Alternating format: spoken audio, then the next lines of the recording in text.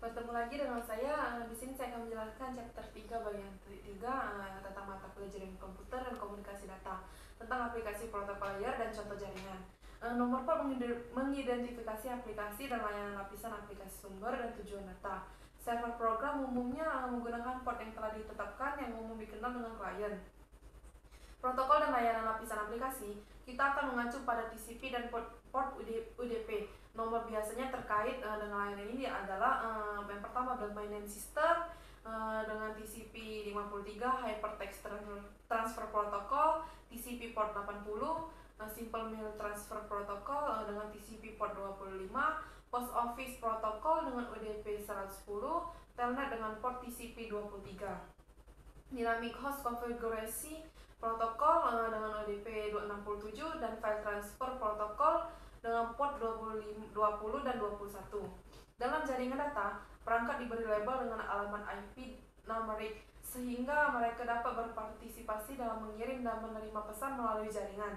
Alamat baru hanya akan dihubungkan dengan nama domain yang ada dan konektivitas dipertahankan. Ketika jaringan yang kecil, tugas sederhana untuk menjaga pemetaan antara nama domain dan alamat mereka yang diwakili. Protokol DNS mendefinisikan layanan otomatis yang cocok dengan nama sumber daya dengan alamat jaringan numerik yang diperlukan. Ini termasuk format untuk pertanyaan, tanggapan, dan data format.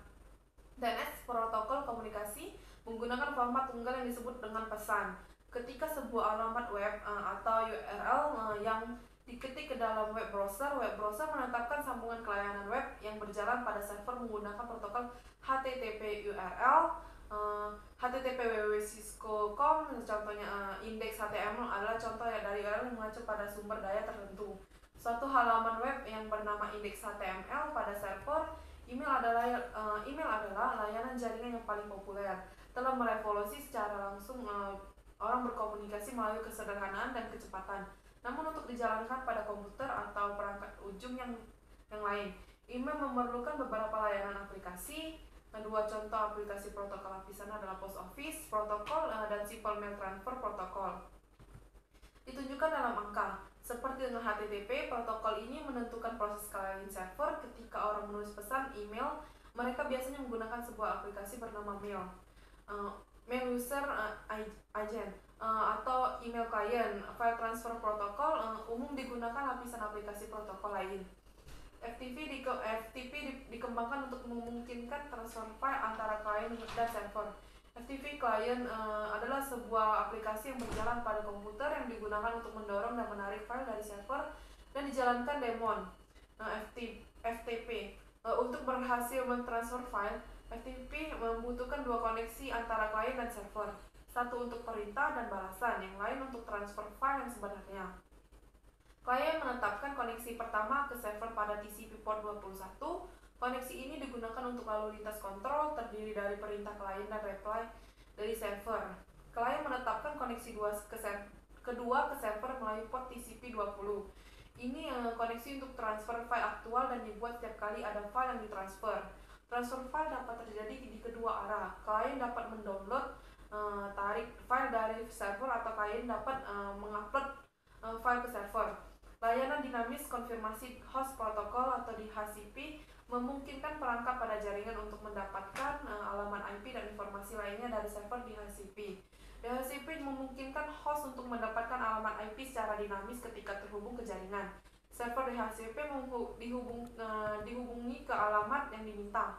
DHCP server memilih sebuah alamat dari berbagai konfigurasi alamat yang disebut kolam renang dan penerima pada jaringan yang lebih besar dari jaringan lokal, atau di mana populasi pengguna sering berubah. DHCP lebih disukai pengguna baru mungkin datang dengan laptop dan memerlukan suatu koneksi. Server Me6 Block atau SMB adalah client server protocol file sharing.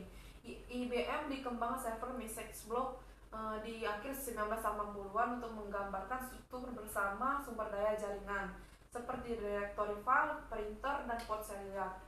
Ini adalah sebuah request and response protokol tidak seperti file sharing yang didukung oleh FTP. Klien menetapkan jangka panjang koneksi ke server. Setelah sambungan dibuat, pengguna klien dapat mengakses sumber daya pada server seolah sumber daya adalah lokal ke host klien. Kita baca tentang FTP dan SMB sebagai cara memperoleh file. Di sini adalah aplikasi lain protokol. Berbagi file melalui internet adalah menjadi sangat populer dengan peer-to-peer aplikasi berbasis pada protokol GNU Tela. Orang dapat membuat file pada hard disk mereka yang tersedia untuk orang lain untuk mendownload. Perangkat lunak lain GNU Tela kompatibel memungkinkan pengguna untuk terhubung ke layanan GNU Tela melalui internet.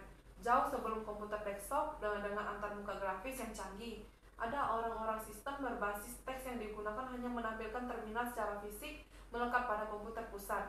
Setelah jaringan yang tersedia, orang membutuhkan cara untuk akses jarak jauh.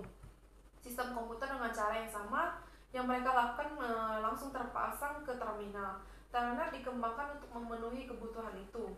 Telnet tanggal kembali ke awal 1970-an dan antara yang tertua dari protokol dan layanan lapisan aplikasi dalam TCP IP suite.